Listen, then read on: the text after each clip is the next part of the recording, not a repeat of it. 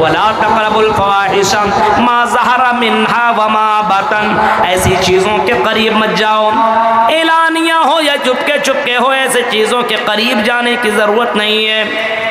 Mobile کے اندر گندی گندی چیزیں دیکھنے والوں، رنگین فلمیں اور سیکسی فلمیں دیکھنے والوں، یہ بھی زنا کے قریب جانے کا ایک ذریعہ ہے۔ جب تم یہ سب چیزیں دیکھو گے تو تیرے دل و دماغ کے اندر وہی باتیں بیٹھیں گی، اور پھر بندہ کسی بھی لڑکی کے ساتھ غلط کام کر سکتا ہے، کسی کے ساتھ غلط کام کر سکتا ہے۔ آج ہمارے یہاں زناکاریاں جو بڑھتی جا رہی ہیں، کبھی فلاں لڑکی کے ساتھ ریپ ہوا، کبھی یہ خبر آئی فلاں لڑکی فلاں لڑکے کے ساتھ بھاگ گئی، یا فلاں لڑکے نے فلاں لڑکی کو بھگا لیا۔ آج یہ سب چیزیں کیوں ہیں؟ کیونکہ یہ سب ویڈیو دیکھ دیکھ کر کے، گندی گندی فلمیں دیکھ دیکھ کر کے لوگوں کے دل و دماغ میں یہ چیزیں بیٹھ گئی ہے۔ اس وجہ سے اسلام کہتا ہے وَلَا تَقْرَبُوا الْفَوَاحِشَ، اور لوگوں ان چیزوں کے قریب مت جاؤ، زنا کے قریب مت جاؤ، زنا کرنے کی دور کی بات ہے۔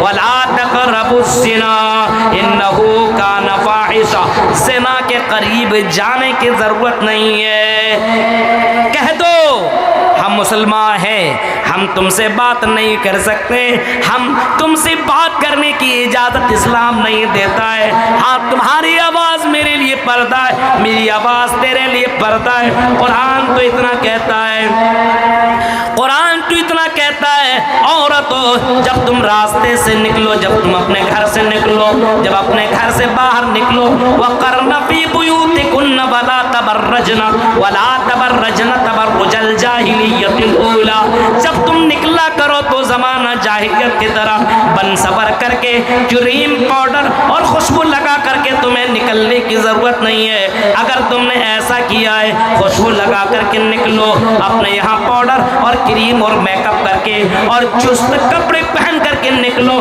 تو یہ بھی تو زنا کرنے کی ایک دعوت دینے کا ایک ذریعہ ہے، یہ بھی تم لڑکوں کو اپنی طرف مائل کرنے کا بھی ایک ذریعہ ہے۔ اور اللہ کے نبی صلی اللہ علیہ وسلم نے کبھی فرمایا تھا مائلات ممیلات، ایسی لڑکیاں آنے والی دور میں، آنے والے وقت میں ایسی لڑکیاں آئیں گی، کپڑا پہنیں گی، پہننے کا مطلب یہ ہوگا کہ لوگ میرے طرف مائل ہوں، مجھے چاہنے لگیں، میرے قریب آنے لگیں۔ یہ سب زنا کے ذریعے ہیں۔ اس وجہ سے ان تمام ذرائع کو ختم کرو، ایسے کپڑے پہنو جس کی وجہ سے تیرا اتار چڑھاؤ نظر نہ آتا ہو۔ کوئی لڑکا تمہیں فون کرے تو کہہ دو میں تم سے بات نہیں کر سکتی ہوں، کیونکہ یہ میرا تم سے بات کرنا یہ حرام ہے، ہم تم سے بات نہیں کر سکتے، اجازت اسلام نہیں دیتا ہے۔ وَلَا تَقْرَبُوا الْفَوَاحِشَ مَا ظَهَرَ مِنْهَا وَمَا بَطَنَ، او لوگو تم فاحشہ کے قریب مت جاؤ، اعلانیہ چاہے چپکے چپکے۔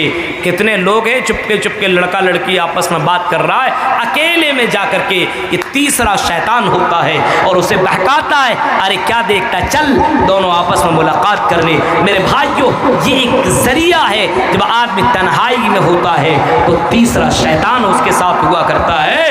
اس وجہ سے اللہ تبارک و تعالیٰ سے دعا مانگنی چاہیے کہ اللہ مجھے ایسے گناہوں سے بچا، سوچنا چاہیے۔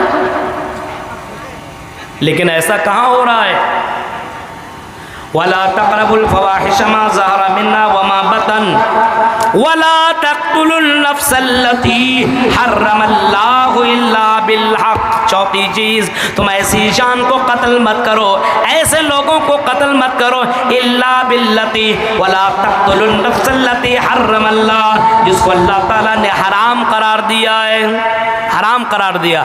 آدمی جا رہا ہے کسی کو گولی مار دیا، کیسے مار دیا بھائی؟ یہ تو حرام ہے، بم پھوڑ دیا، کہیں پہ آدمی کو مار ڈالا، اسلام اس کی اجازت نہیں دیتا ہے، دہشت گردی کی تعلیم اسلام نہیں دیتا ہے، یہ امن و شانتی کا یہ مذہب ہے، اسلام امن و شانتی کا درس دیتا ہے۔ اسلام انسان تو چھوڑو جانوروں کو بھی مارنے کی اجازت نہیں دیتا ہے۔ اگر کوئی آدمی کسی جانور کو باندھ دے، مارے، کھلائے پلائے نہ، بھوکا رکھ کے مار دے، آپ نے فرمایا اگر کوئی آدمی کسی جانور کے ساتھ ایسا کرتا ہے جنت میں نہیں جائے گا بلکہ جہنم کے اندر جائے گا۔ پچھلے زمانے میں ایک عورت نے ایسا ہی کیا تھا، ایک بلی کو باندھ دیا تھا، نہ کھلایا نہ پلایا، بھوکے رکھا، وہ بلی مر گئی۔ آپ نے فرمایا وہ عورت اس بلی کو مارنے اور اس بلی کو پریشان کرنے اور نہ کھلانے نہ پلانے کی وجہ سے اور اس کو مارنے کی وجہ سے جہنم کے اندر چلی گئی۔ میرے بھائیوں، اسلام امن و شانتی کا یہ مذہب ہے، یہ دھرم ہے۔ اسلام اجازت نہیں دیتا ہے کہ کوئی کسی کے اوپر ظلم کرے۔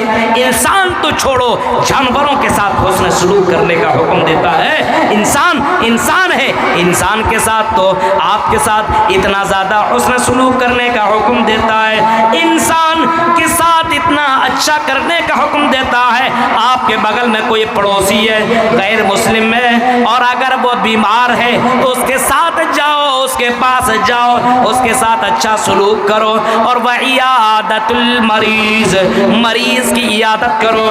صرف مریض کی عیادت ہی مت کرو بلکہ مریض کے پاس پہنچو تو یہ بھی دعا آپ نے سکھلائی اور بتایا کہ جب کسی مریض کے پاس جاؤ تو دعا پڑھو، لا باس طہور انشاءاللہ، لا باس طہور انشاءاللہ، لا باس طہور انشاءاللہ، اللہم اذهب الباس رب الناس واشف انت الشافی لا شفاء الا شفاؤک شفاء لا یغادر سقما۔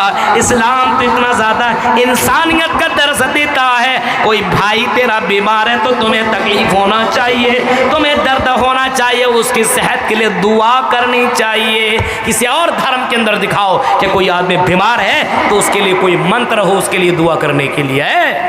اسلام کے اندر منتر موجود ہے۔ اسلام انسانیت کا درس دیتا ہے۔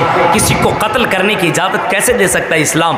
رحم مادر کے اندر جو بچہ ہے، اس بچے کو بھی مارنے کی اجازت نہیں ہے، یہ تو بہت بڑا پاپ ہے۔ اور جو مسلمان اپنے بچوں کو قتل کرتا مارتا ہے، ہاں اپنے بچوں کو مارتا ہے، قتل کرتا ہے دوائی کھلا کر کے اور ڈاکٹروں کے پاس جا کر کے اس بچے دانی کو ختم کروا دیتا ہے، ہمارے دو اب اس سے زیادہ بچے کو لے کر کے کیا کریں گے؟ اتنے کو کون کھلائے گا، کون پلائے گا؟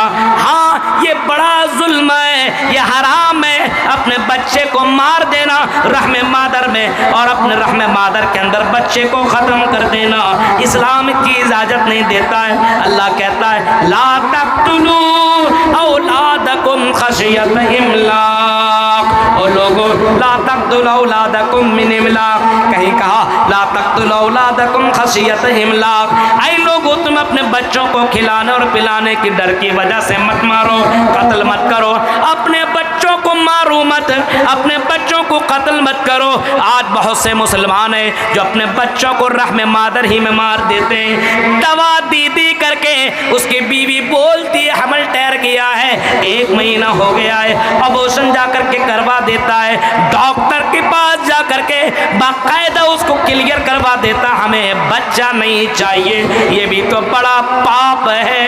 وَإِذَا الْمَوْءُودَةُ سُئِلَتْ بِأَيِّ ذَنبٍ قُتِلَتْ، زمانہ جاہلیت میں لوگ اپنے بچوں کو جب دنیا کے اندر آ جایا کرتے تھے، اگر بیٹیاں ہوا کرتی تھی تو اس کو زمین میں گاڑ دیا کرتے تھے، زندہ دفن کر دیا کرتے تھے۔ اس سے بڑے تم پاپی ہو، اس سے بڑے تم مجرم ہو، اپنے بچے کو دنیا تک آنے کی اجازت اور پرمیشن نہیں دے رہے ہو، رحم مادر میں مار رہے ہو۔ کیا پتا وہ بچہ تیرا جنت میں جانے کا ذریعہ بن جائے، کیا معلوم؟ اور جس چیز سے تم ڈر رہے ہو میرے بھائی، جو فقر و فاقہ سے اللہ تبارک و تعالیٰ روزی روٹی کا مالک ہے، جب اللہ نے رزق کا جب ذمہ داری اللہ نے لے لیا ہے، وَمَا مِن دَابَّةٍ فِي الْأَرْضِ إِلَّا عَلَى اللَّهِ رِزْقُهَا، زمین و آسمان کے اندر جتنے چرند اور پرندہ ہیں، 18,000 سے زیادہ جو مخلوقات ہیں، ان تمام چرندوں اور پرندوں کا مالک میں ہوں، ان تمام چیزوں کو روزی روٹی میں دیتا ہوں۔ ایک مچھلیاں سمندر کے اندر اتنی بڑی ہے، 1000 کلو سے زیادہ گوشت کھانے والی مچھلیاں ہیں، ان مچھلیوں کا روزی روٹی کا بندوبست میں کرتا ہوں۔ اے میرے بندو، تمہارے لیے کیا میں روٹی اور روزی روٹی کا بندوبست نہیں کر سکتا ہوں؟ اپنے بچوں کو کھلانے اور پلانے کی وجہ سے قتل مت کرو۔